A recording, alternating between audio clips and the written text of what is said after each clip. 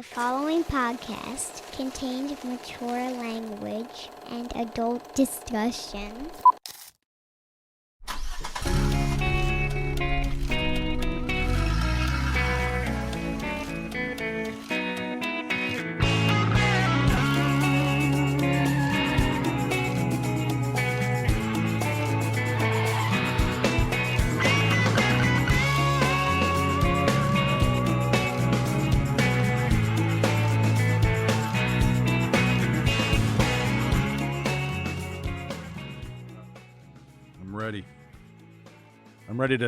I'm ready to taste the biscuit, Kevin. How about you?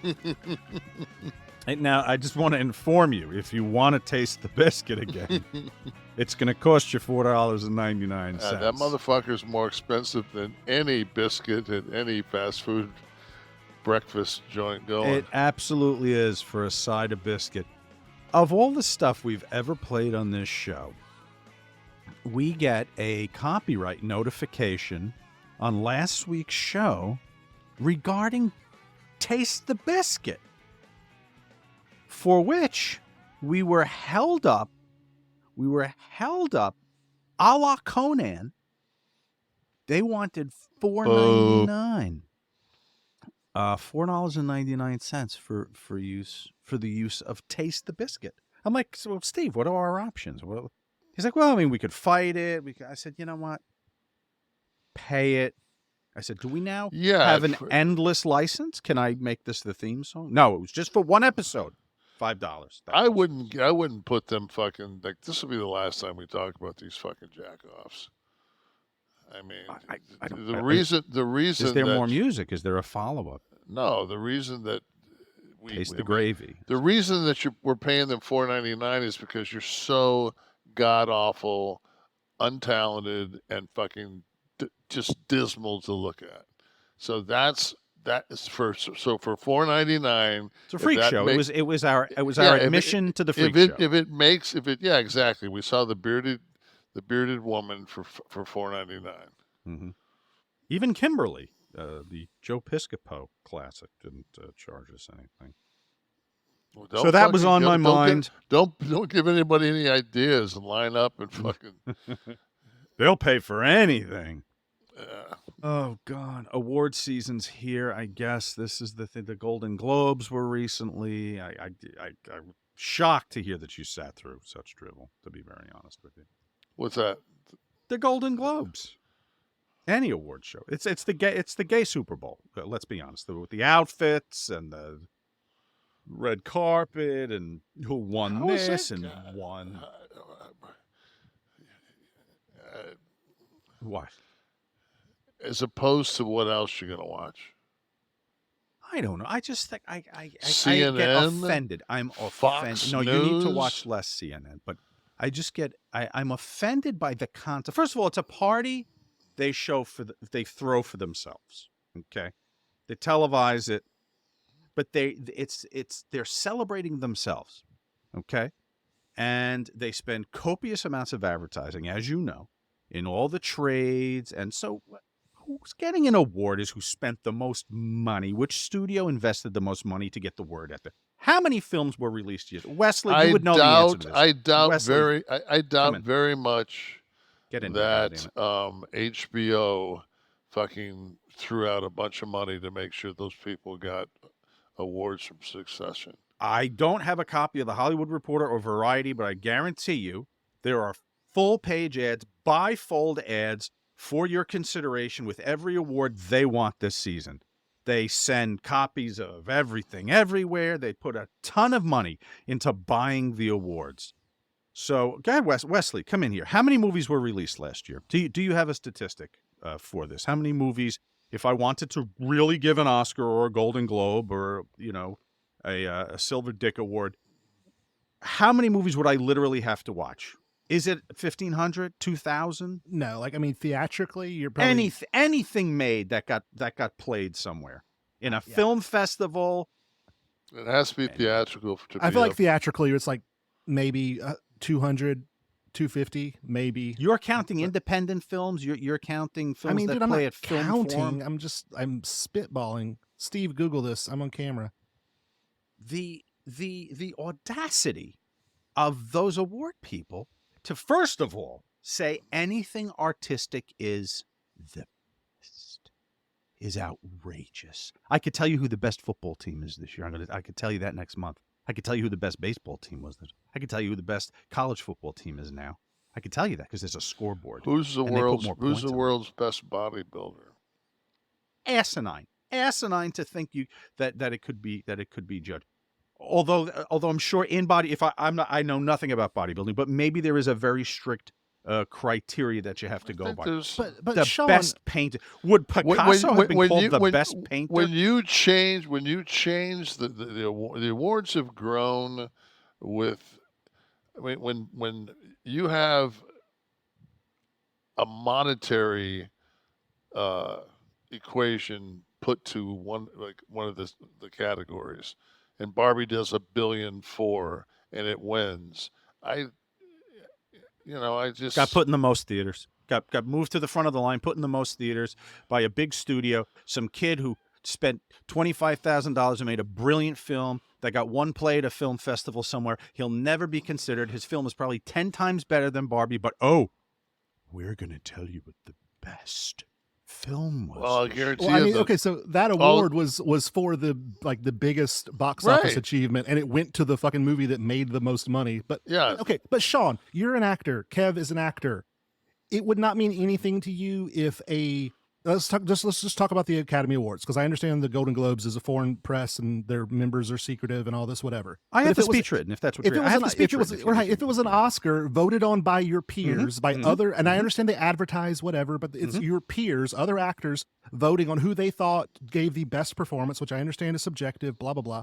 It wouldn't mean anything to you if you won. I think that's why the SAGs are to me are the most because your peers give it to you. Yeah, I think that's. I mean, the Oscars is voted by the same. Anyone who's ever been nominated for an Oscar or is it anyone who's ever won an Oscar? But what is part of the voting body? So I mean, what I would say, standing there with the trinket in my hand, is it is outrageously pretentious for me to stand here among my peers and say that I've done a better job or put in any more work than anyone in this room. And moreover, if I have to accept this thing, I will do so on the part of the actors in films nobody has seen, that nobody will see, that didn't have mega $1 million things behind it. So I'll accept it for the art. Cool. And then you watch pro wrestling, which is a complete fucking work. I don't give it star. Meltzer probably no. I mean, jacked off next to Wesley to the award shows because you can't subjective ratings. You can't do it's. At the end of the day, does one Palestinian kid come back to life after the awards? Does it change? That's a conversation, Ender. Does it change? Does it stop a illegal across our border? If you're arguing that it's a trite activity and pastime, then sure, I'll give you that. But I'm just saying, the credence that is given to awards. Is it worth fucking wasting 10 minutes of fucking our time? Valid. See you guys. Well, it's entertainment, right? What we're doing now. Well, absolutely not, because you're not entertained. Why would you talk? It's like talking about a third-degree burn. We come here to talk about what's on our mind. After the discussion I sat through in the pre-show about awards, that's what was on my mind. Chris Christie dropped out of the race. I'll give you the alley-oop. Go Airborne. Chris Christie's out. Yeah, somebody that's and of course everybody knew that somebody that overweight was going to be the president. Well, Taft was elected, and he was a large man. I don't go back to I don't think keeping it contemporary. I don't think there was TV back then. There was not. But the interesting thing in the article I saw at about 6, I think it happened around 6 tonight, was that somehow they had already polled Christie supporters and had put together that 65% of Christie supporters said they would vote for Nikki Haley, which I thought was interesting. The dynamic of where the votes are going as these guys start to drop out is gonna play. Now, albeit the numbers we're talking about, Christie's supporters, I think, what was he at, 10% even in the field? I think maybe 12 in New 12. Hampshire. Okay. So that's all we're really talking about, 65% of 12%. Doesn't matter. Nobody's going to beat Trump anyway. But significant if he runs. Anywhere. There's nobody in this country that's going to beat Trump.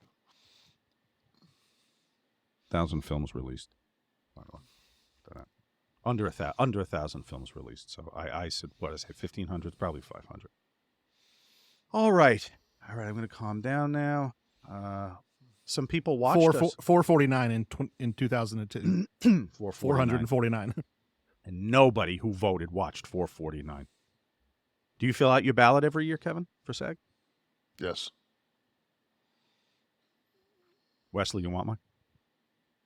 Bronx PC Tech watched last week, or listened, and he says politics, wrestling, social events, steroids, testosterone, and even discussions of the male urethra, and the thing to finally make Kevin Nash snap was internet shorthand.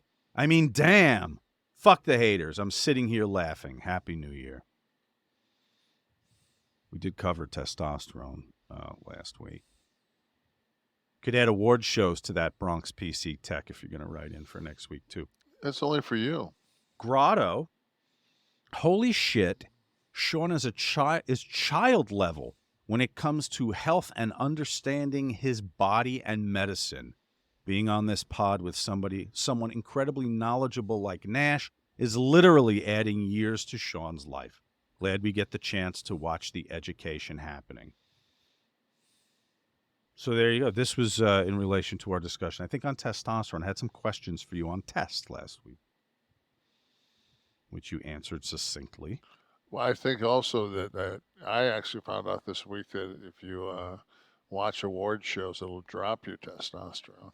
Which is clearly what's happening to too much of the population. I'm just trying to keep people healthy, Kevin. Tasmission Plex. Kev is the man. No fucks given. And I love it. He says what he wants. It's his show. How are you going to tell him what he should talk about? Shake SMH at all the haters. Kevin, Shawn, keep up the great work. Kliq This for life. He's shaking his head too. But at all the haters that write in to us. Well, we're gonna get lambasted on this whole fucking tirade on fucking fucking award shows. Was 8 seconds at the top of the show. 8 seconds, fuck. It was like watching the Biscuit. Fucking, I was gonna say, would you rather me just put on Taste the Biscuit? No, it was like watching the Biscuit, fucking the Avatar version. I said uncle 3 times. If we should have used your tirade as fucking the fucking part of the game, uncle. Uncle. This is the unpredictability when you go live. When you just come out and talk about what's on your mind. Primal 391 testosterone cream. I'm definitely not going to sit and talk for a half hour about something that gets you wound up next week. No. I will be the pawn.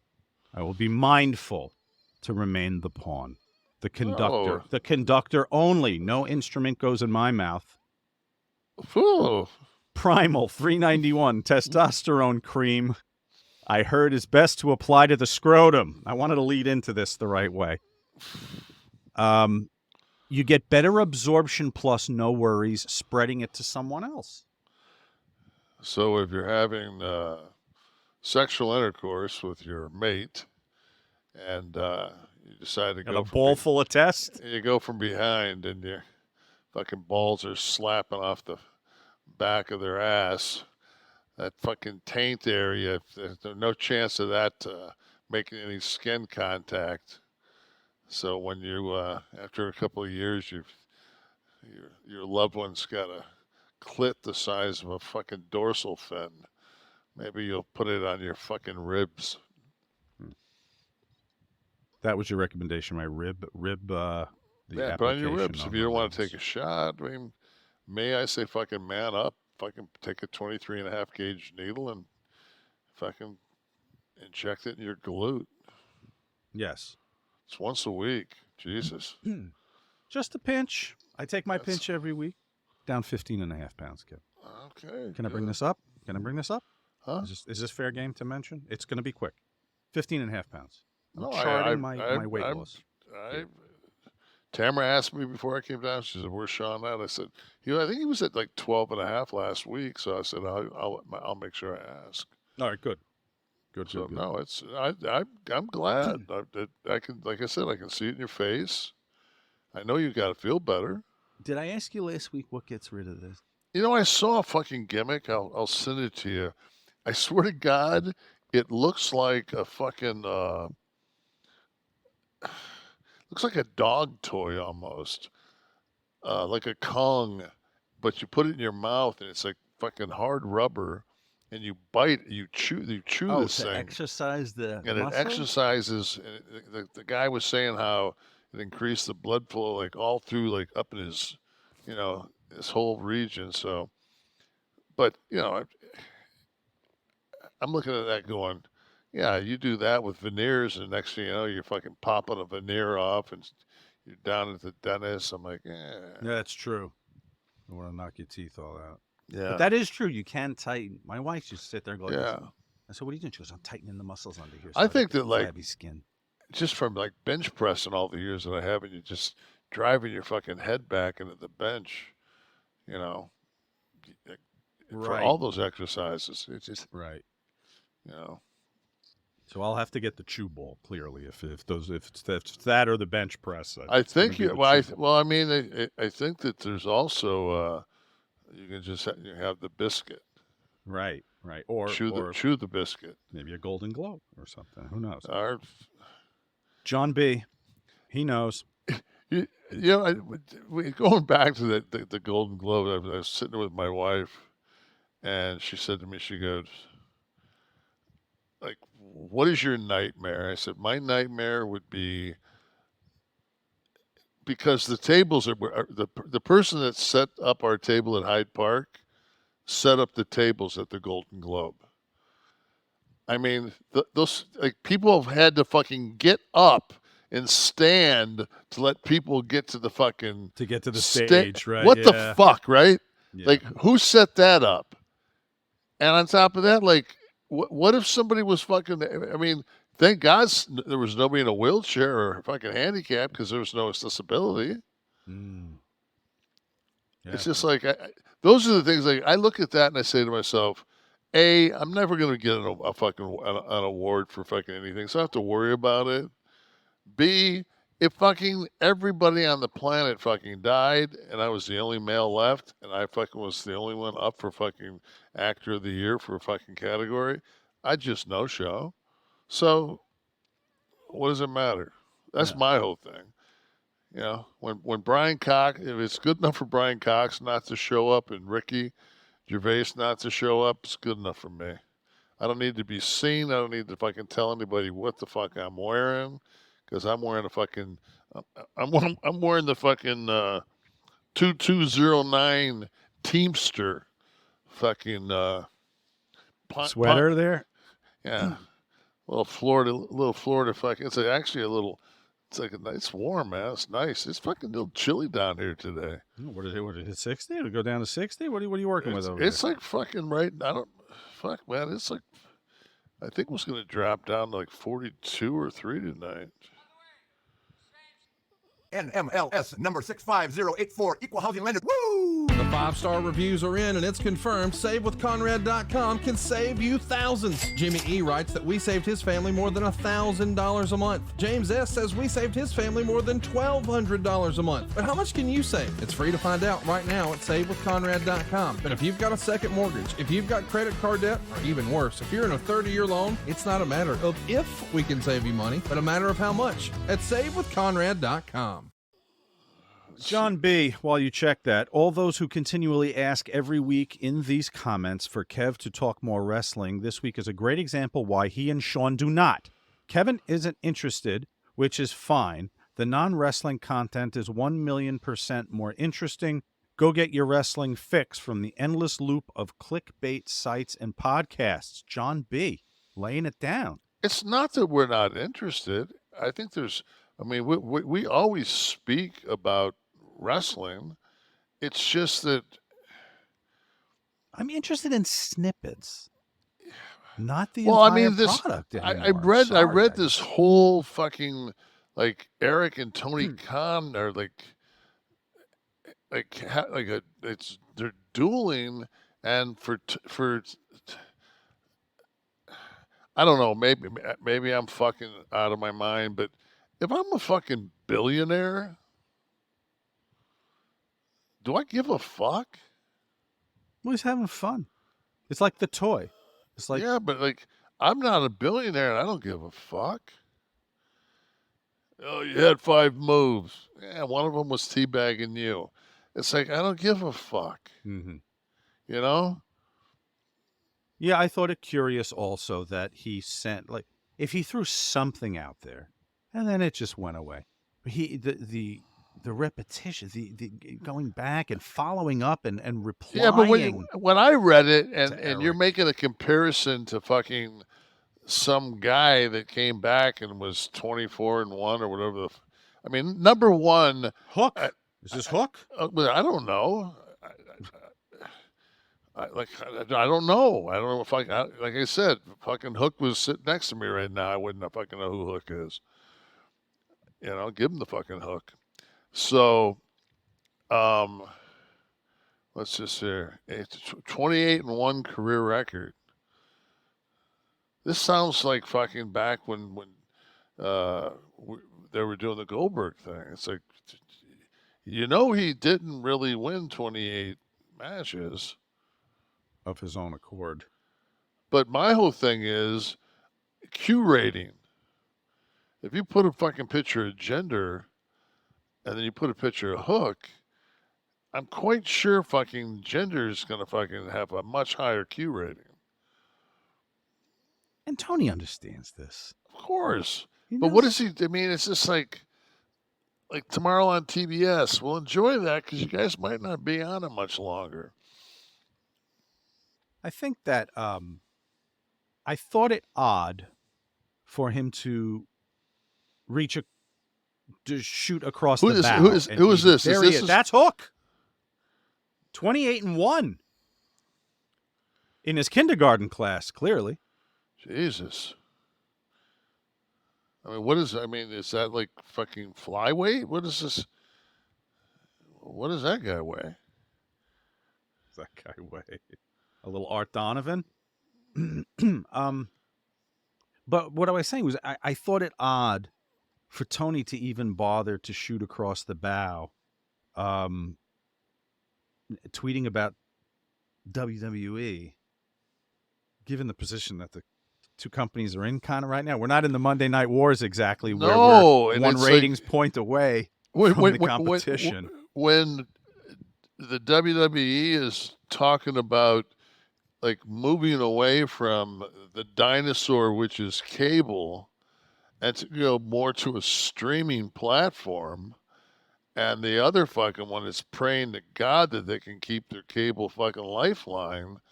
Like when Eric said fucking like they're TNA, they are. You know? Mm-hmm. There was a time when my son was alive, and my son was younger, of course, than I was, and he would watch AEW. Or he'd tell me, Dad, tape it, and we would watch, and he really liked Orange Cassidy. And I remember there was one time there was a backstage fight in one of the segments, and like I don't know if it was Warlord or one of those guys, but anyways, they were fighting, and somebody got thrown through the fucking door, and it was like a closet, and the door got splintered open, and it was a bathroom, and then fucking Orange Cassidy was and the fucking place. I mean, it's just like I'm thinking to myself, like, this fucking guy's over as fuck. And he did the fucking matches with his. It was just like so unique. And now it's like, what happened to him?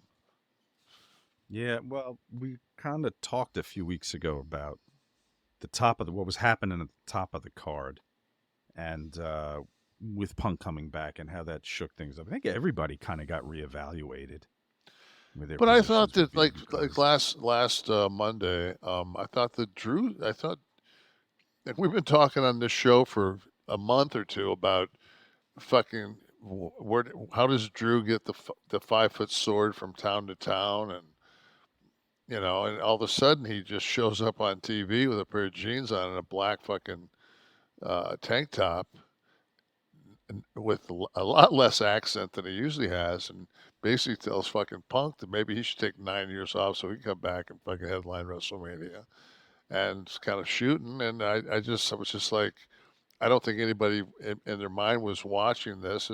And then to me, the kicker was when Punk goes nose to chin with him, and fucking tells him that I'm going to leave knock before his teeth down. you're going to knock your teeth down your throat. And I'm thinking, fucking, you better go get that fucking sword. Yeah. You know. I watched the segment, and while I thought they both did well, my question was, is as a booker or as someone in creative ever, what is the term for creating heat where maybe it previously didn't exist? Like, that just seemed like some very inorganic heat.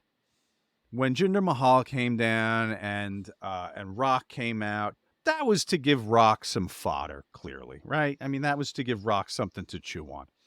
It was also, I think it was also a way to bring back, I thought that because they said they were going to bring back a former champion, they brought back Jinder, and the people kind of went, oh, this is what they're going to bring back. And then, which kind of got heat. Then when Rock came down, and they promoted back and forth. I mean, Jinder was automatically. I mean, he was, and people. It's not like people don't know who the fuck he is. He had the belt for like a fucking year, and I thought one of the better things that WWE has done piece-wise when they did the interview with Drew. And he basically said that, yeah, he was champion for WrestleMania, but it was during COVID and there were no people. And you think back to that, because to me, like when I remember the first night I watched it, and it was from the Performance Center. I think Triple H was calling, and it was just like, I'm thinking to myself, like, holy fuck. Like, it's hard some nights to go out there with the red light on and a house full of people to fucking do this, and they're going out night after night on TV with no people. And I'm sorry, TV screens don't fucking cut it. No, that was weird too. Yeah, the that was really and, and so when Drew makes reference to everybody, I think what has happened is a lot of people have come back. And a lot of people are saying that, like, I want my legacy, like I want my shit to end this way. Well, let me promise you this. I didn't want my fucking last match to be a fucking ladder match in Baltimore where you can't get fucking color against my buddy who fucking is running the fucking show, who basically we got about 7 minutes to put this thing together before fucking the doors are open. And I've never had a ladder match. I've watched them, It's just like, and it was kind of the drizzling shits. And I ended up getting a concussion and not even remembering the end of it. And that's my last match. And that's my swan song. So everybody else fucking, is butthurt over the shit that it didn't go their fucking way.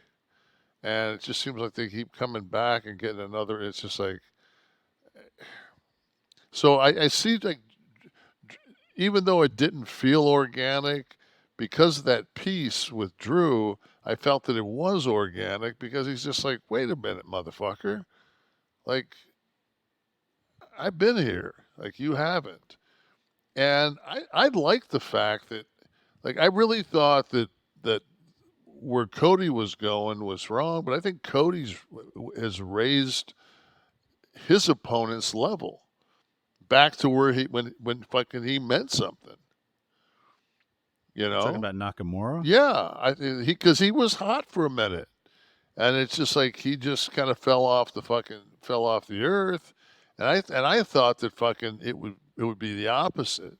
I thought that fucking he would drag fucking Cody's push down, but last week the fucking and they were in Portland, and fucking they got with it, and the fact that they made it a fucking no DQ play. I mean, they allowed it to be a little bit more diverse than the other matches had, and Cody got the show. I mean, I just thought it was a good piece of business for Cody.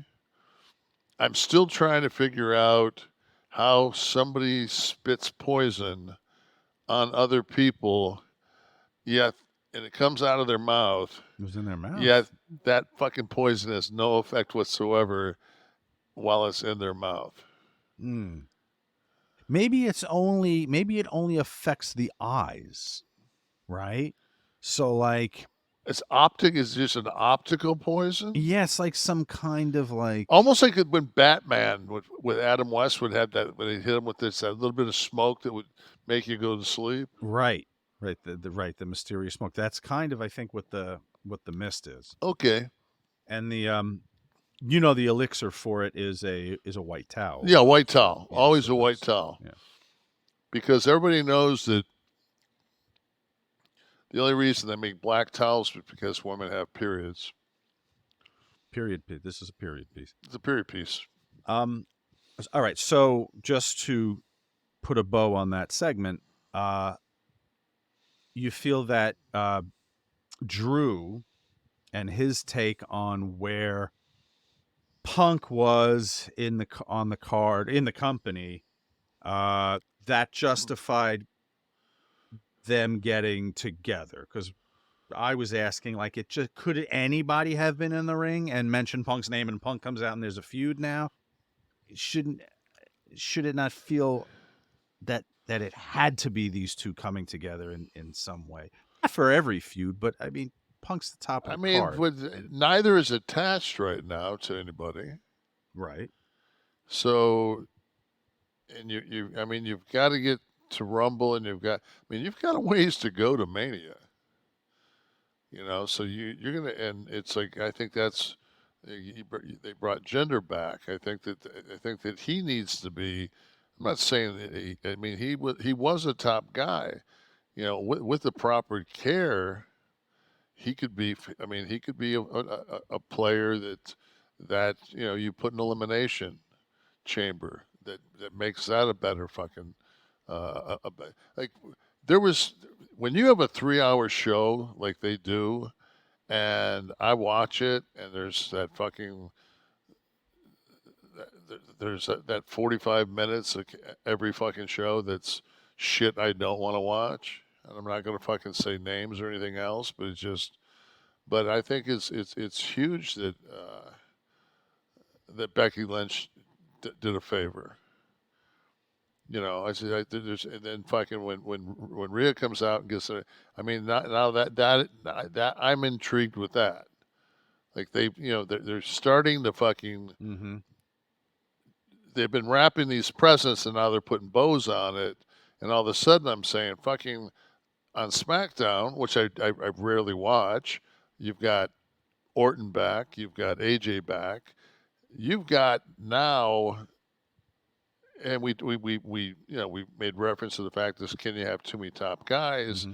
The answer is, of course, no. But when you've got 12 to 14 players that are interchangeable, you're protected from injuries. You've still got Brock that you could fucking kickstart in 2 seconds.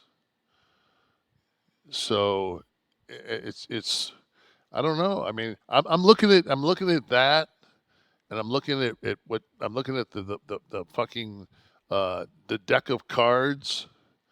You know, like Paul is fucking dealing with fucking a fucking 10 card, I mean a 10 deck shoe, and at AEW they're over there fucking with the Renians over there fucking the horseshoe.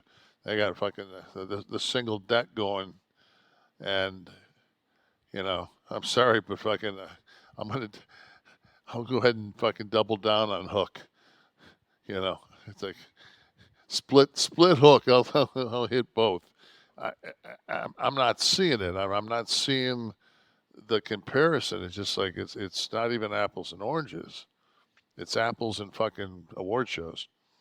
Well, that clearly to the thinking person, I think everybody kind of reacted to Tony Khan's tweets the same way, like, what? But it's kind of a move of desperation, isn't it? To be mentioned, to forcibly get yourself mentioned in the same context and discussion as the competition. I'm calling it a competition, but it's not like it's a close competition. And then even USA Network's Twitter account responds back at one point with a kind of a clever one-liner. What was the exact one, Steve? I don't want to misquote it, about the cage match rating, because Tony Khan made reference to the with the cage match rating. I think when you say that somebody like Eric Bischoff is a has-been, and no matter how you fucking dice it, there's only one person on this planet that beat Vince McMahon at his game, period. And if you're not that guy, you know, we all get older, and we all fucking Eric doesn't want to be a Ben right now. Eric's fine with being has been. But the thing is, you have to be before you can be a has been. You have to be. And what has AEW done? AEW has taken a strong independent that everybody was pulling for, and fucking Cody and the fucking the Elite put together, and it was something that fucking people like me were saying, fuck yeah, here we go, here's the boys fucking taking on the fucking giant, and they sold out a fucking house, they're doing fucking business, and it was great to see that AEW was being formed, and that there was going to be fucking that kind of money behind it, and that many more people were going to have jobs. Because if you're not for AEW being successful, and you're one of the boys, what the fuck?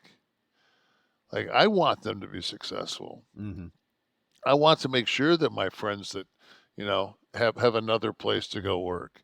Right. If you don't have another place to work, you don't have anybody to fucking negotiate against.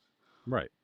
You know. But it's the same. But this is the thing that happens with WWE since the end of WCW.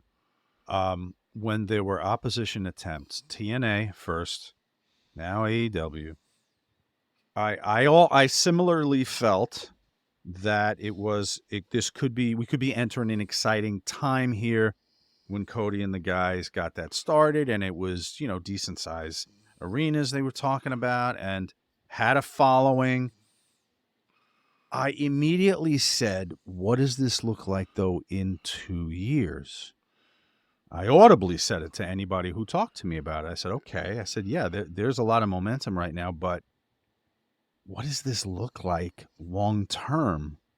Well, it's just, you know, it's like when you're a young man and you're nailing ass, and you're just kind of, I mean, you might have one steady girl, but I mean, you know, like you're kind of going out on a Friday night, and it's like, something moves, you hit it, and the thing about the girl that's maybe the number one is like she doesn't have that new car smell anymore. You know, and that's kind of AEW. AEW had that new car smell. Well, you know, I agree wholeheartedly. yeah, but a couple of fucking farts and a burrito, and all of a sudden, fucking the honeymoon's over. Yeah, all of a sudden that Kia fucking, you know, not exactly the fucking same fucking bad. You're not showing off anymore. You're Right. fucking parking behind. Well, hey, you want that valet? Nah, I'm good. Too many burger wrappers in this fucker. change on the seat. Oof. Loose I can't have change in my car, man. That's a phobia. I won't touch change. Well, I remember talking about being picked up for gigs, and when like the promoter would send somebody to pick you up, and there was loose change on the seat. Okay, man, don't worry about it. Just slide the chair back. You just sit on the money. Don't worry about it. I'm just like, are you fucking kidding me, man? And then like both the fucking cup holders are fucking full of like pennies and nickels, just filthy fucking dirt and lint and stuck to the cup holder with some just like unidentifiable liquid that has now become a glaze. The guy's one of those people that when he drives, he's got to talk to you. He's got to look at you. Who does that? Have you ever in your life? I mean, I never turn my head to who I'm talking about when I'm driving. There's absolutely no need to. No, I've driven with people that would talk it to you, to someone in the back. Yeah, I'm like, what the fuck are you doing? Like, no, dude. Eyes on the wheel. If you can't do that, then you don't need to have a conversation.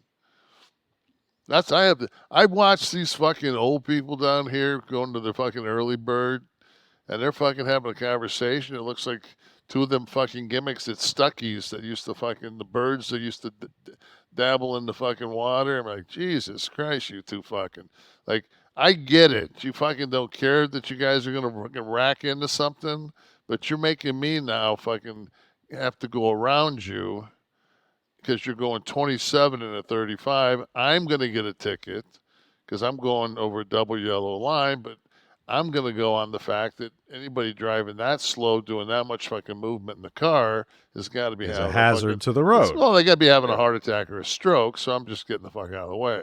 You must have a book of stories about how you've been handled by promoters throughout the world, really, from your pickup, from your travel from the airport to the accommodations they give you, food offerings. It's probably a whole show. And the thing is when you first break in, man, it's like you just whatever. You're just so fucking happy to be a part of it. And then as you get, as you get up the card, it's like, what don't you get about fucking a hotel that has a fucking full service restaurant? Like, I want 24-hour room service. Like, when I get to this fucking place, especially with air travel as fucked up as it is, I don't want, it's like, I love when they drop you off someplace and it's like one of those Fairfield Suites or something like that. And they don't have a restaurant. And it's like, but the guy says, there's restaurants around it. Do you think I'm going to fucking walk a mile to a Cracker Barrel? Right. Are you fucking kidding? Oh, you can fucking Uber. No, bitch. Send someone in an orange Jetta to pick me up and take me to Outback for my steak. We'll fucking have some steak. You could. You were on some kind of restricted. I was not on the red meat at the time, so I had subpar shrimp. Yeah. I had Russo booked one time for some shows, and I didn't do the booking. It was through someone else, so was supposed to meet up with him once the promoters people picked him up, got him and so he's calling me from the car as he's being driven from the airport. He's like, bro. He's like, I don't know what time I'm getting there. This guy's defroster is not working, and his body is out the window wiping the windshield. Okay? He's hanging out of this car, and there's garbage piled up behind the rearview mirror. I'm like, all right, listen, it's not my guy. I have you for the rest of the time. Once you get to me, it'll be good with it. He calls me 25 minutes later. Bro, I'm at a gas station. It's somewhere. I don't know where I am. I told him, drop me. It's pissing rain, by the way. Drop me at the gas station. I'll find my way to the venue. And it was like a worker, like an indie worker. He did. He fucking dropped Vince Russo off and was like, yeah, sorry, man. Sorry, my wipers don't work right now. And leaves. And he's in the little quick trip gimmick standing. I said, Vince, tell me where you are. What do you see? What? I drive 45 minutes up the turnpike and get him in like Elizabeth, New Jersey. And he wasn't at Lookers. He was in a fucking gas station. The guy that wrote television for the hottest period in wrestling, standing with his bag in a gas station. I remember when I called Horrendous. you. There were some issues with those people. I called you, man. It was just like, I'm thinking, I know Shawn's got that BMW. Fucking, he come get me get that fucking German ride. I went to copious lengths to make sure you had rides everywhere because again, someone else was bringing you in. But I made sure you were. Sims had that fucking. He had the Sonata, and then finally it was just like he bought a new one, and I put him over something like finally, you got a ride worthy of your talent. Yeah, it's just like Jesus. You go to me, you say to me on the phone, you're like, I'm like, dude, I said someone's gonna get you right away. You're like, this is the third person I've rode with in 2 days. I like consistency. I was like, I'll see you in an hour. Where are you? I'm coming. Left the hot set. I don't know who was there. Went to get my damsel in distress. Yeah, you knew I couldn't have been more appreciative because I fucking told you the whole way, like, thank you so fucking much. Right.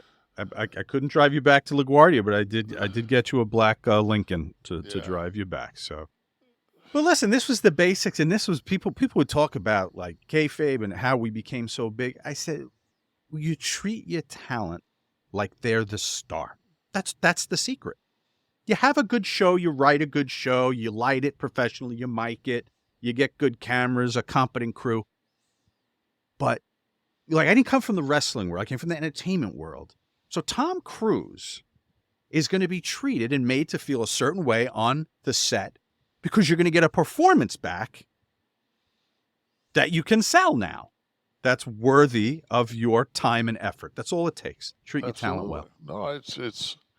I saw Cardona was saying that he said if nothing else on being the indie god is if he can get it where there's bottled water in the locker rooms, he'll have felt like and that's the truth. Can you believe it though?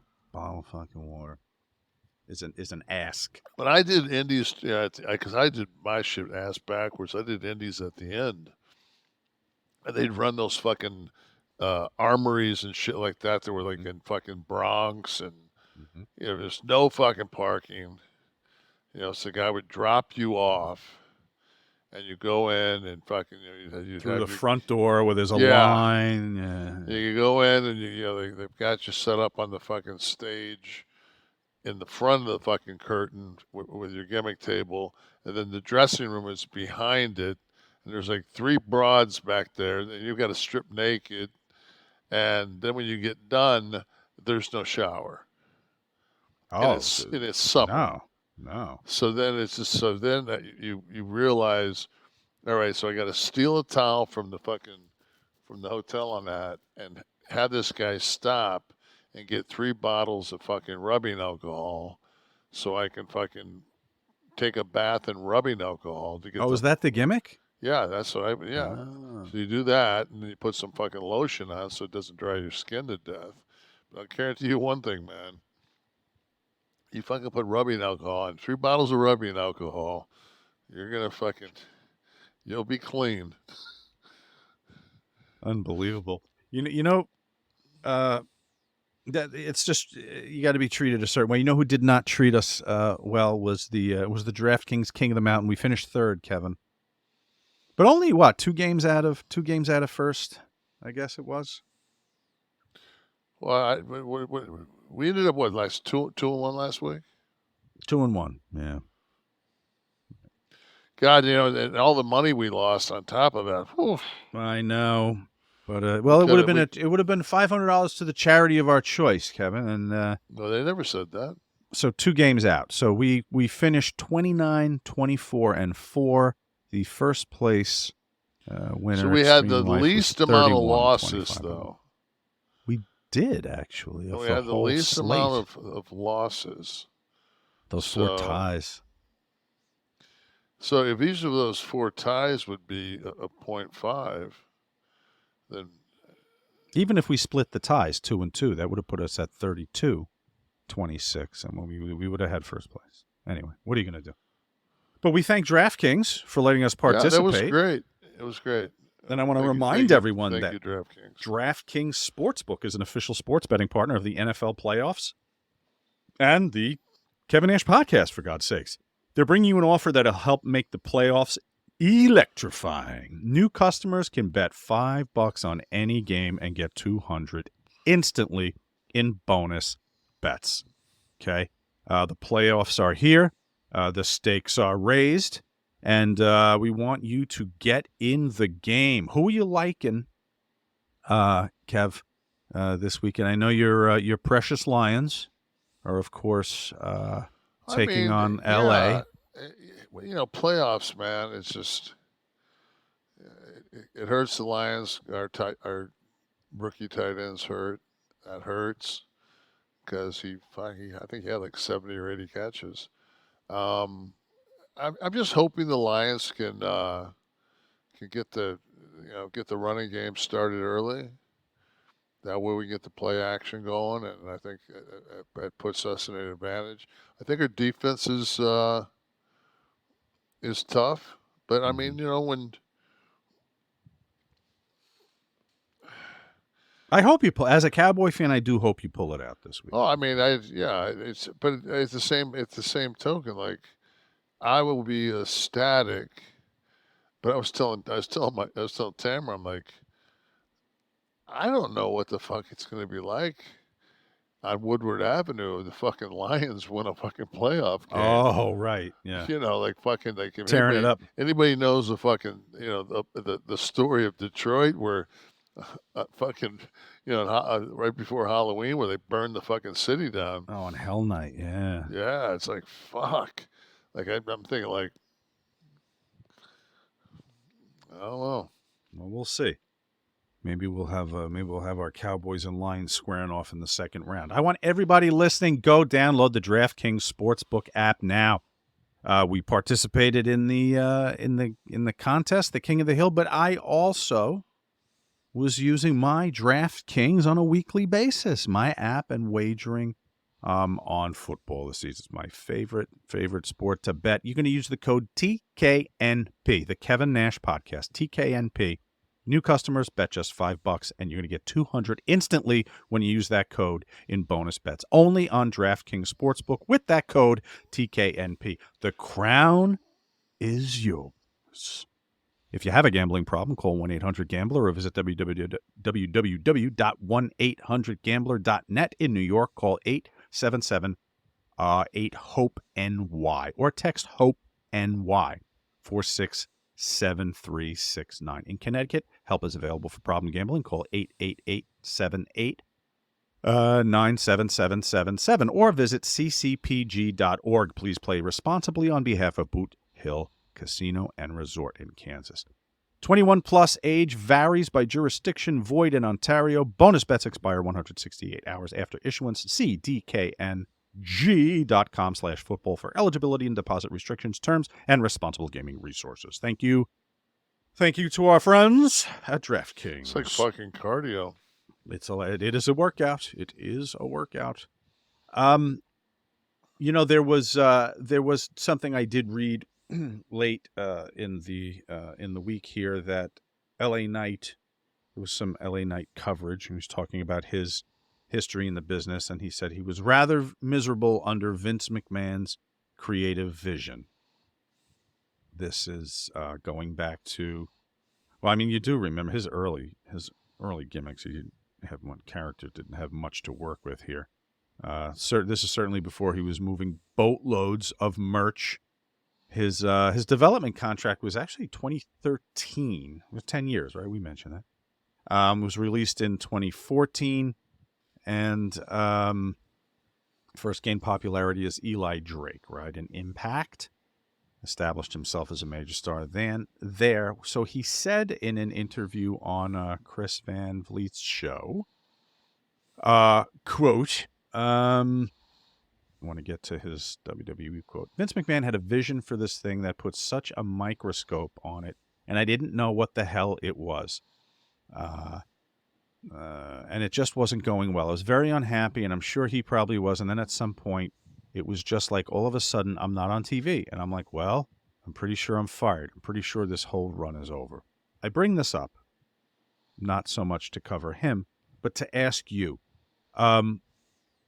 Later on, WCW, you were big contract players, and you became Scott Hall and Kevin Nash. You didn't have to worry about this. But when they walk in and say you're Oz, or you're anything, you're whoever, when you had character-based programming like we're talking here, what say do you have? Are they soliciting advice from you? Are they like, are you feeling this? Before they send you out, like it could be your one shot, right? And it falls Well, it's flat. like Scott, when Scott went to New York and sat down with Vince, Vince had him like, it was going to be like a Marine, like an Army guy, you know, and he was like, you ever seen Scarface? And then he went into the fucking shtick. He said, I'm thinking about doing this. And fucking Vince says, I love it. And then they, you know, so, I mean, I had to say on what Diesel wore. You know, I always thought that, like, I've said it a million times, like the Elvis comeback, that leather. look, that I just added some fringes to it because I thought that would create movement when my body couldn't. But as far as when they said, you know, you're going to sing "We Wish You a Merry Christmas" to the I was just like, and my whole thing was, this is Vince McMahon. So it's like, you know, Steinbrenner wants me to fucking be third base. I'm thinking I'm a better first baseman, but Steinbrenner wants me on third. He knows, and then you get fucking 8 months into it, and you're like, he doesn't.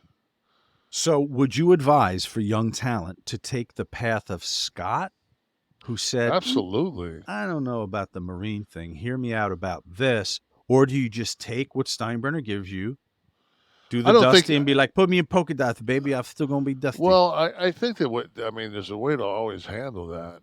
I mean, as you get longer in the tooth in this business, you learned that, you know, you say it's like, I like that, Shawn, but remember that idea you had, and you fucking just tell them what you want, but you make it their idea, so they can say, "Oh, that was." Oh yeah, that's right. Yeah, that's exactly what we should do. And you go, "Oh, I was with you on the first time you threw that at me, because fuck, they talked to 50 guys. They're not gonna remember fucking. I just like that one idea that you had where, you know, I bang all the broads and I win the belt. Oh yeah, I remember that. So, but your stature too has a little, like you're talking about being a little long in the tooth in business. So a guy like, I mean, Scott went to Vince after he'd been in AWA and, you know, tagging with Kurt and everything. It wasn't like he was coming off a $75,000 fucking guarantee as the Diamond Stud. I mean, it wasn't like, and we were getting dropped on our head by Big Josh. So true.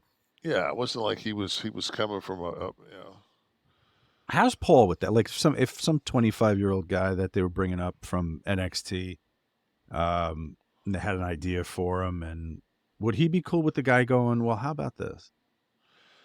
What? See, the thing is like you take the Steiner's kid, Braun Breaker. Mm-hmm. Like how is he not fucking, how is he not Bronson Rick Steiner or Bronson Steiner? But that that wasn't Paul's decision. So I always think that anybody that's second generation should have the lineage and be able to get the rub off fucking their old man. I mean, they did it to Henning's kid. Yeah. Unless they don't want to, maybe. Unless the kid wants to. I don't think do the Nicolas Cage thing. I think all those guys would want that. I mean, you wouldn't. It was so weird they did it with Braun, and then they brought Robbie in for some angles. Mm-hmm. That it was his father. Right. Yeah, that's true. That's bizarre. Yeah, that is bizarre. So, what the fuck do I know? I'm still worried about that fucking poison fucking the mist. Right. Yeah. I have to get on a plane tomorrow, and I keep seeing this coverage of the Alaska Airlines wall that got sucked out of the goddamn plane because the Boeing 730, what was it? What model? 737 was it? 737-9 Max. Right. Did the 9 stand for how loose each bolt should be?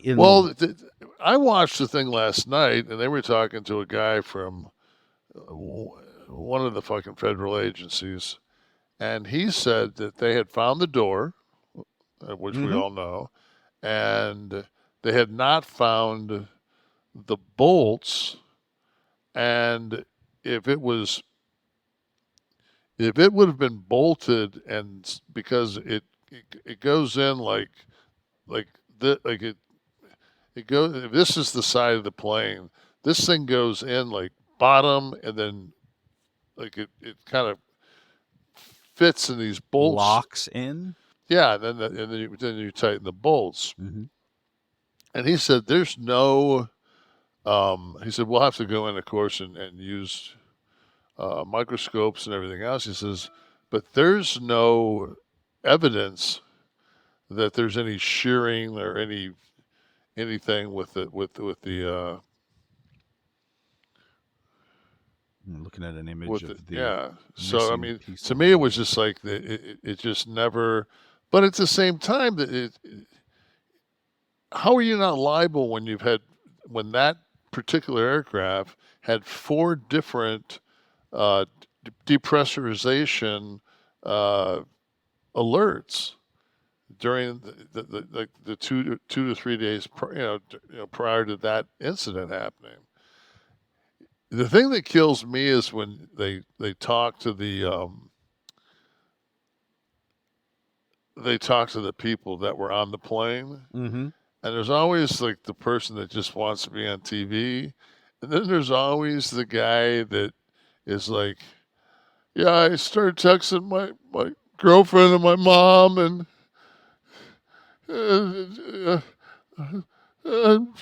I want $500,000 for traumatic injury. You just look at saying, man, they're going to be cutting some checks on this shit. Of course. Because I'm going to tell you right now, and I tell my wife this all the time, she always says, I'm not flying with you. I can sit in comfort. I said, no, you're going to sit in first class. And she's like, why do I have to sit in first class? I says, because you're closer to the door. I said, number one, I said, if the plane does this, you're all dead anyway.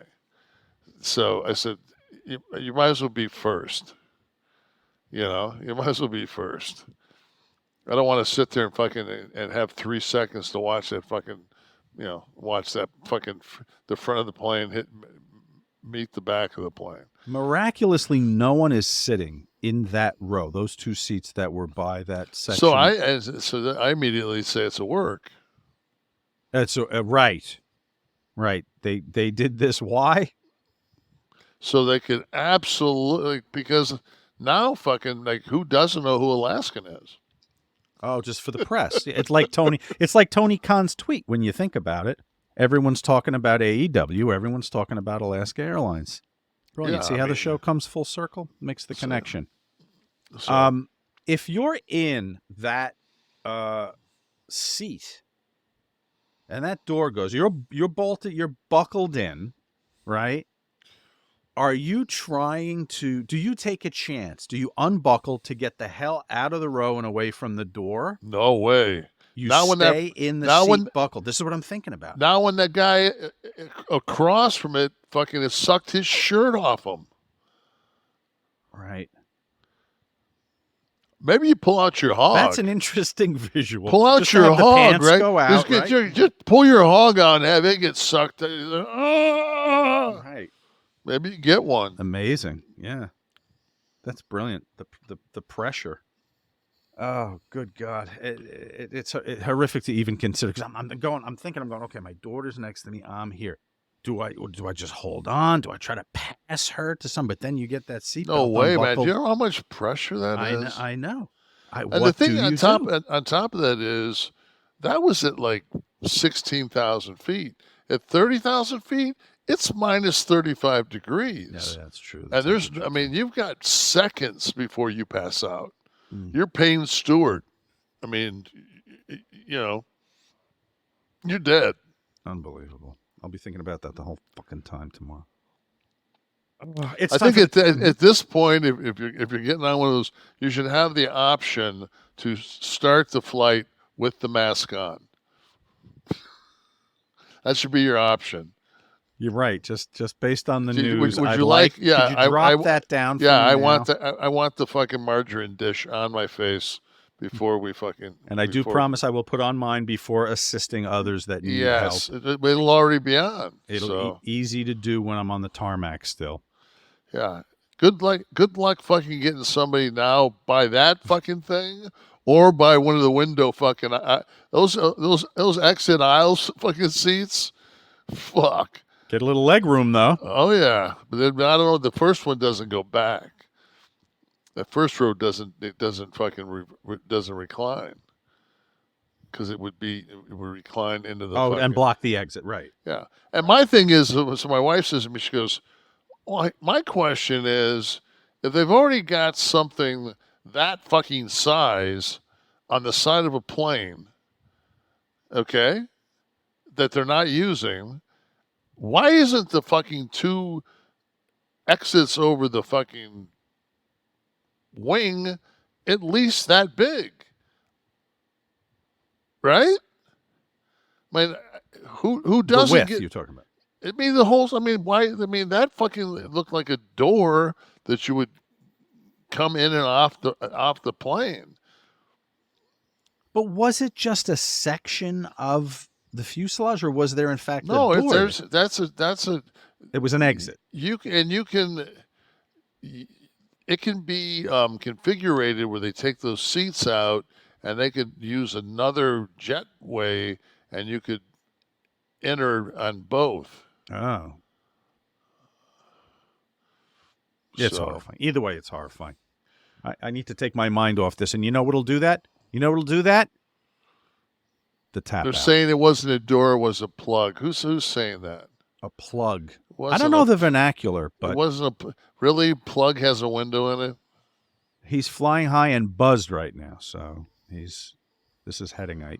Part of our live audience, which you can be a part of too, if you go to kliqthis.com. I love how these aviation fucking experts fucking decide that it's like, no, it can be used, it can be configured and used as a door. I think he's doing a flight simulator right now. Though, you would have to take the plug out, because the plug doesn't have hinges, but it is manufactured to have that option, if so wishes.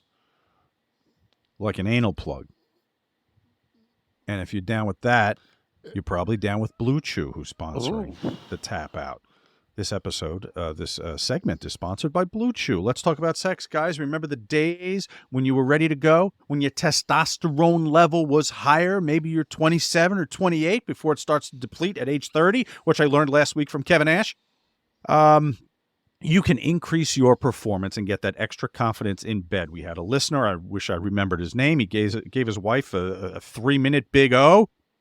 She was on Queer Street for the rest of the day. Rubber Leg Street, as Gorilla Monsoon would say. BlueChew.com is what we're talking about, and it's a unique online experience that delivers the same active ingredients as Viagra, Cialis, and Levitra, but now they're in chewable tablets at a fraction of the cost, by the way. You can take them anytime. Just discreetly pop one, chew on it. They taste good. You can plan ahead and just be ready when an opportunity arises. The process is simple. Go to BlueChew.com.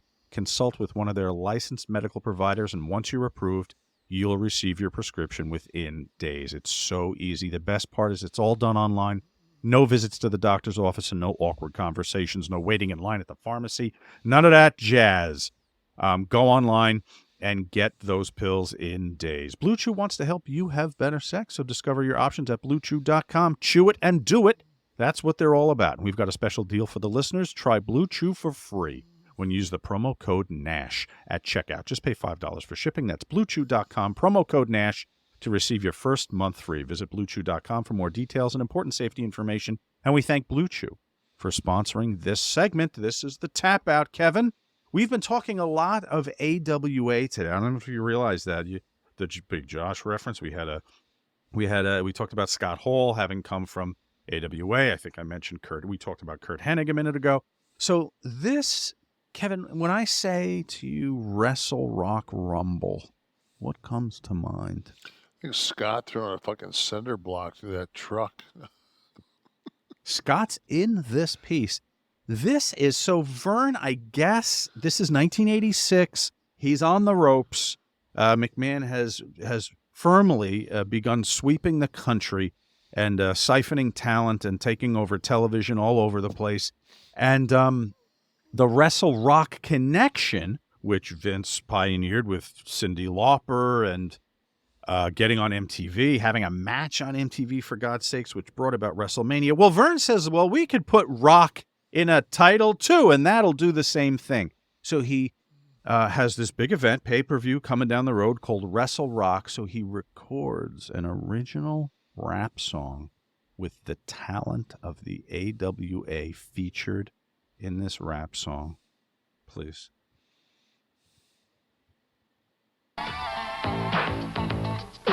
This is Ken Resnick, and I'm here to say we've got the greatest wrestlers in the AWA. But you're not here to listen to me mumble. Let's fill you in on the Wrestle Rock Rumble. Get on! Wrestle Rock, be there. We're the Midnight Rockers, Shawn and Marty. We love to wrestle, and we love to party. You don't have to worry, we're not gonna fumble, because we'll be shaking through the Wrestle Rock Rumble. Out! Wrestle Rock. I'm the Sheik, and that's not funny. I got my army a lot of money. If Gagne in my way, I'll make him crumble. He be sorry, I did the Wrestle Rock Rumble. Wrestle Rock, be there. I'm Jerry Blackwell, and I want to see. I want to get my hands on that pencil neck geek as I watch the EDF Bumble. I'm going to make my splash in the Wrestle Rock Rumble. All right. And there we go. Did you see him break that 2x4? I want to play, you know what, Scott and Kurt were two of the best rappers. They stay in time the entire time. Just go to, oh yeah, Greg Gagne is pretty special too, of course. But I want, there they are. A little homoerotic with the two of them emerging from the pool in the Speedos, but they sound very good. Play it. I'm Kurt Hennig and Big Scott Hall. As tag team champs, we'll take on them all. So bring on the long riders, those dirtball dumbos. We'll smear those bushes, do the Wrestle Rock Rumble.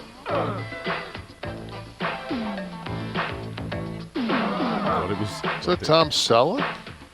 He had the look, man. He had the stash back then. He was doing the Big Scott Hall gimmick. He was a big old fucker, man. Yeah. This is Vic Bonkwinkle, and I've got a Kev, had you ever I'll seen get that the title before? back from the humanoid anthem. Bonkwinkle I've raps got the in this. brains, and I'm Vern not humble. Gagne Take closes the it out ball with a back to the rap Wrestle Rock Rumble. unbelievably. No, I've never seen that, nor do I wish to ever See it again. Well, your it was nightmares. good. It was good to see my good to see Scott. It's always great to see Scott, especially in those fucking. I don't know what those were. The blue Speedo? Yeah, but they weren't Speedos. They're like, I guess he was doing classic physique at that point. Florida I think woman. fucking Kurt had a cup on. I'm not sure. Oh, well, I got a question. I got a question for you. So I'm watching the fucking national championship award show. Oh no, okay. No, national championship game. Yes. And one of the guys from Washington, fucking defensive lineman, like 6'7", 400 pounds, white dude. They throw the ball, and he's being blocked by the Michigan guy, but he gets his hand up, and they show it in slow motion like 3 different times, and nobody wears a cup anymore. Right. This guy's got the fucking thimble from Monopoly for a fucking hog. Poking through the in the poking through the fucking white pants with fucking that belly juggling, and I'm just thinking to myself, like, why do I have to see that 3 fucking times? Because he blocked the pass, for God's sake. Can you give me a different fucking, can you go to somebody in the truck that had to be a rib. We were so padded when I played football in Pop Warner. We had the cup. We had the gimmick that blocked the top of your ass, the tailbone. We had hip things. The girdle. You had the girdle. Yeah, the whole thing. You had a girdle that had fucking a hip. You had a tailbone protector. You had fucking thigh pads, knee pads. The rib guards, the shoulder pads. The shoulder pads that were fucking gigantic. They were. The only thing how I ran. And now they're out there with the fucking the defensive the cornerbacks and safeties got kickers fucking pads on. None of them have, like, half of them don't even have fucking, like, they're in shorts. Yeah, you see they roll. Do they roll up, or are they just really short pants? I was looking at the championship game. Their knees are exposed. Knees are out, right? Yeah, it's dangerous. And I'm thinking to myself, like, take a helmet on that. I remember they showed a clip of Collinsworth when he was playing for the Bengals, and like Collinsworth looked like fucking Tom Hanks when he was in Big, when he fucking he fucking shrunk. He looked like he was in his dad's pads. His shoulder pads were so gigantic, and he went across the middle and took a hit, and it was just like.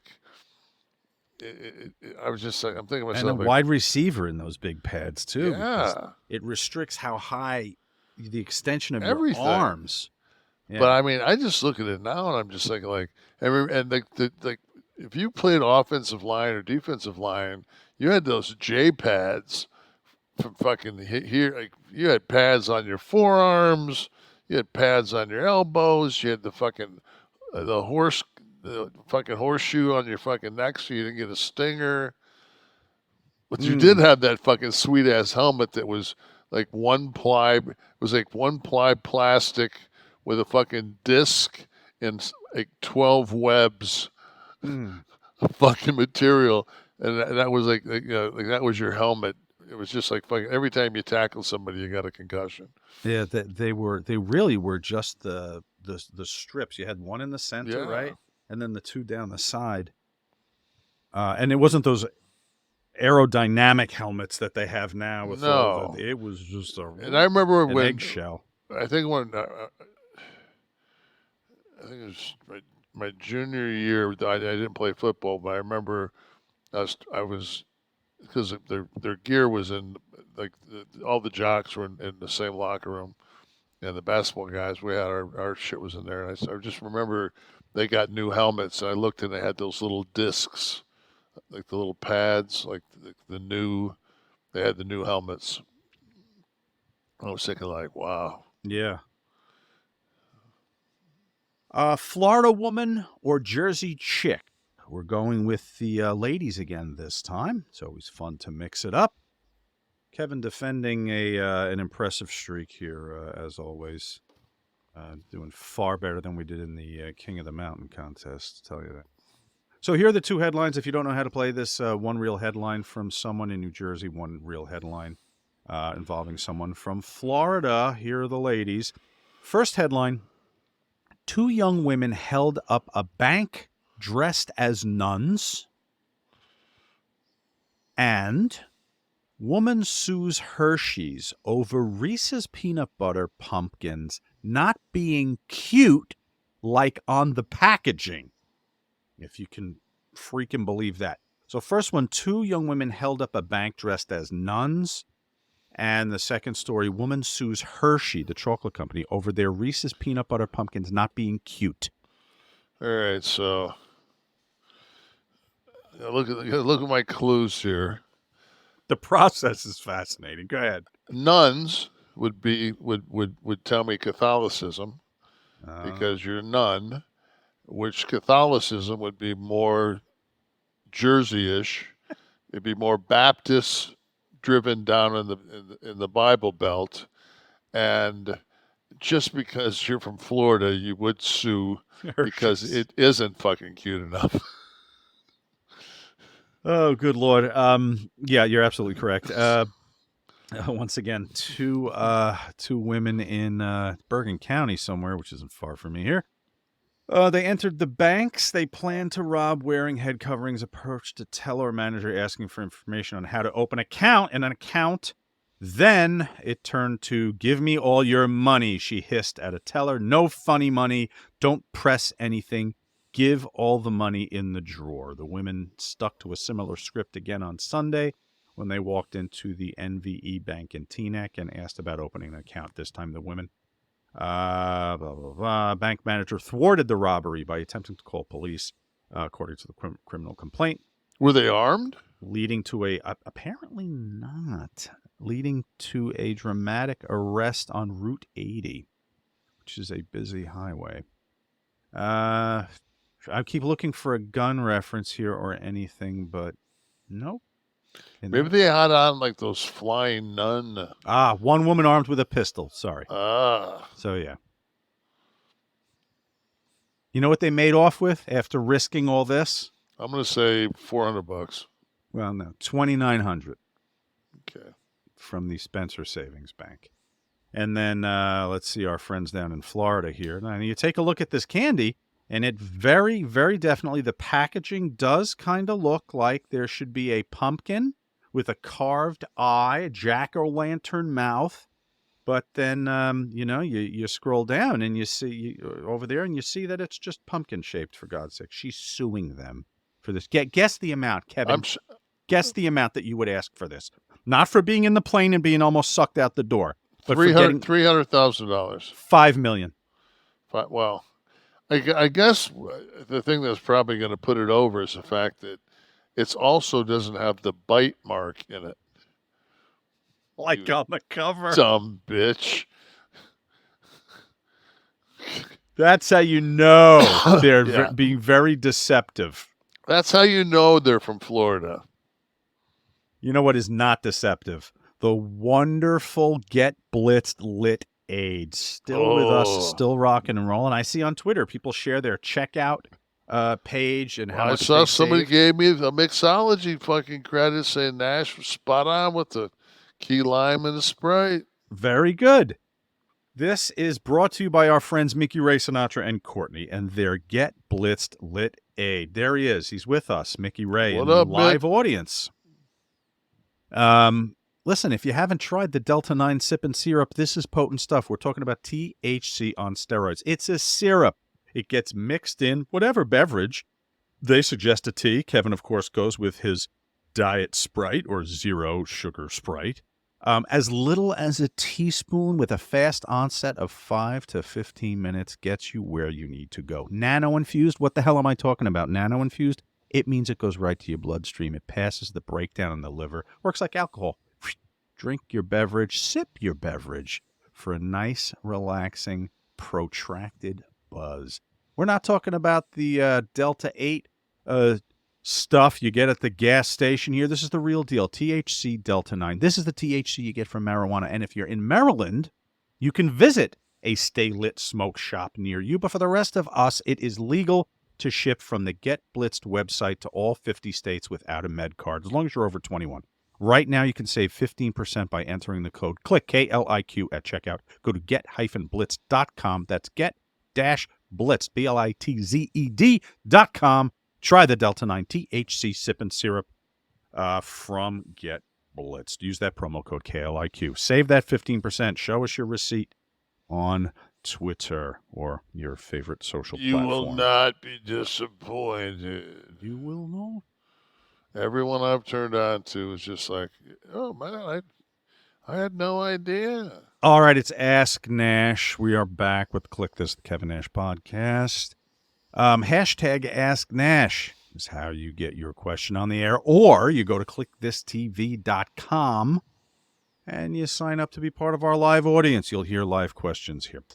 John Hickson has written us and said, Big Kev, can you tell the story about your time with Sonny Ono in Osaka, Japan? Rumor has it that it's a good story. Love the show. So it was me, Sonny, and Eric. And we'd been out eating sushi and drinking beers. And Sonny says, he says, hey, Nash, I'm going to get you laid. And there's like areas, in Osaka where it's like little huts, with a mama-san at each door. I said, dude, I bet him. I said, I guarantee you this ain't gonna happen. I said, but I'll play along with you. Every fucking place we go, it was just like, like, no fucking way is that T-Rex gonna ruin my fucking bitches. So the madams, we're like would turn the mama son. I mean, it got to the point where it was like 25 fucking people. Like it was like, dude, and he just said he wouldn't give up. Is it that prolific in Osaka? Wherever the fuck we were, it seemed pretty prolific. Yeah. Wow, brilliant. Rocky Monroe, I'm training to be a professional wrestler. Do you have any recommendations for coming up with a good gimmick? The closer it is to being you, the easier it will be to stay in character. So that's, I my best run was as Kevin Nash. Mm-hmm. He's a lot like you. Yeah. Mark Caps. 3 random NBA names. Leave a quick review for each. Dominique Wilkins, Shawn Kemp, Danny Manning. So Dominique Wilkins, highly underrated. I think. Was he edged out because Jordan came right about the same time and he didn't get the play in the press? Because, those Rockets went to the 86 finals, right? I think. No, he played. Let's see. Dominique played at Atlanta. The Hawks. What did I say? Yeah, Rockets. Oh, he had Hawks. that incredible series against Bird. Yeah, that was 86. Dominique had and Dominique had Kevin Willis was on that team. Mm-hmm. Doc Rivers was on that team. That was a good Atlanta Hawk team. I just think that it kind of was the Magic Bird era, and then I think when you see the Nike movie, it was just like they when a shoe brand, the whole thing with Bird and Magic was Converse, the weapon, mm-hmm. And when the shoe companies are behind a player, it's huge. And I think Jordan was just right place, right time. Yeah. You know? Did that affect the coverage that Dominique was getting? Because kind of the same type. What position was Dominique? He was like a small forward. Right. You know? Small forward. He was a 3. Shawn Kemp, I mean, he was the man child. Kind of a lot of similarities in the game. Kemp was a beast. And then Danny Manning. Danny, I mean, typical fucking typical fundamental white kid. Good shooter, good ball handler. He played a ton of years. Danny did. Didn't he play? Did Danny Manning play 11 years, something like that? Oh, I don't know. Does anybody know? Shawn Kemp was he in Seattle his whole career? He was I think he was in Seattle his whole career. I don't know where else he went. Questions from the audience. Who's got some questions for Kev? Mickey Ray, ever thought of going on the Jericho Cruise? I was going to go on the first one. I was actually booked to do the first one, and it slowly became very AEW dominant, or that group, and my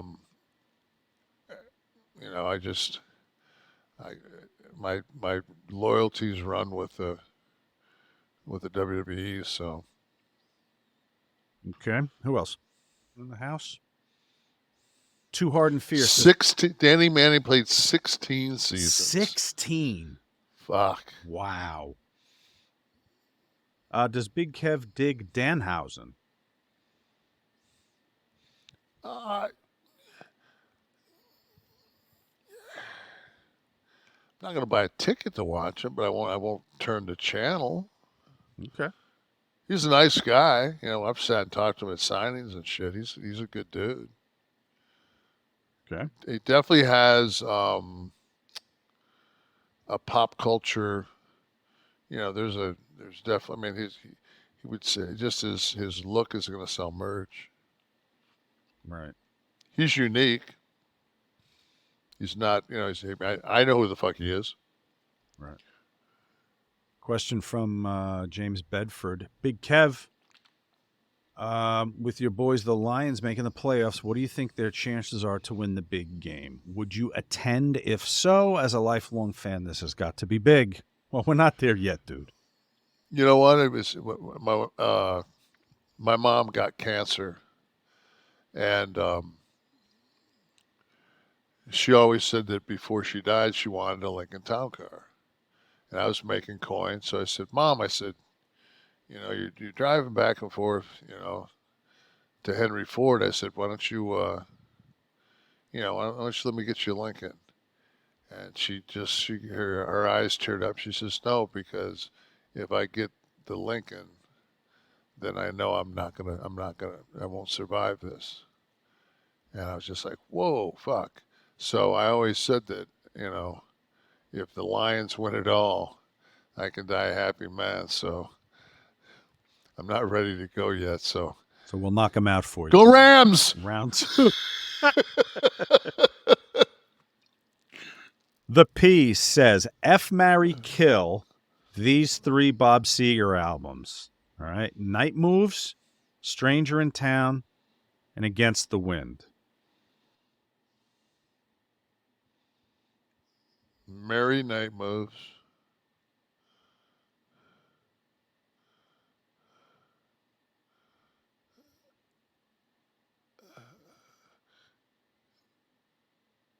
Fuck Against the Wind.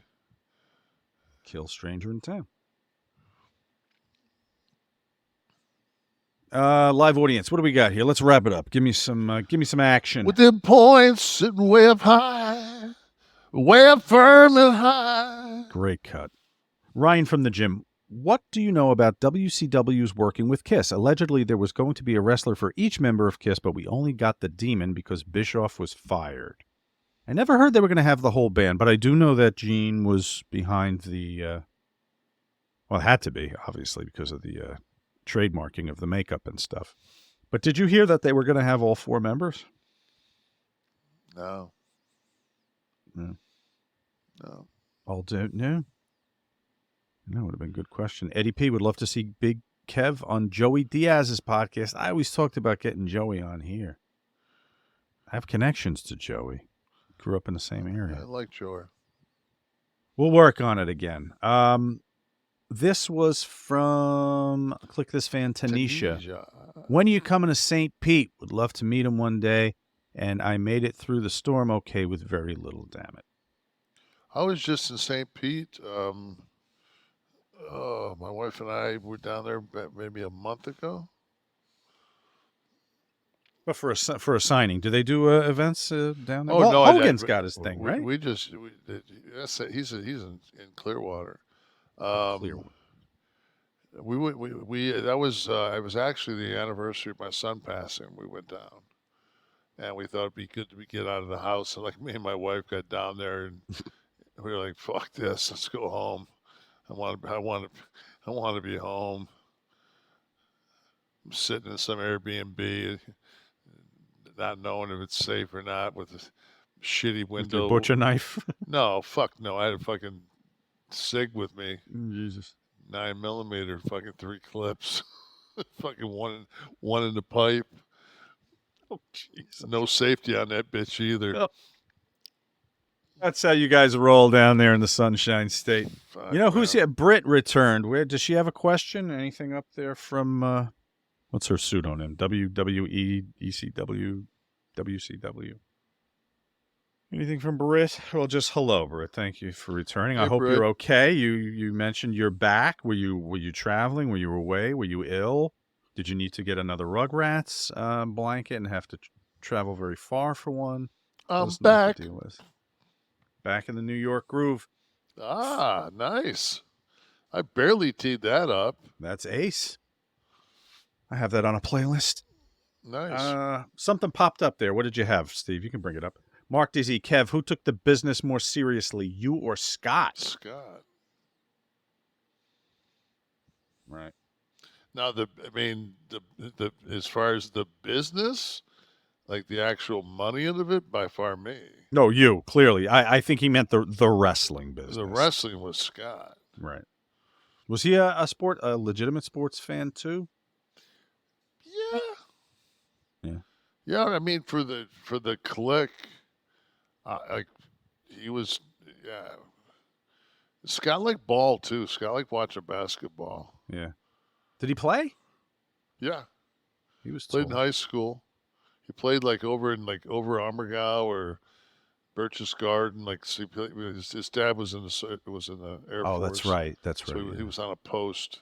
Yeah. But yeah, Scott played ball.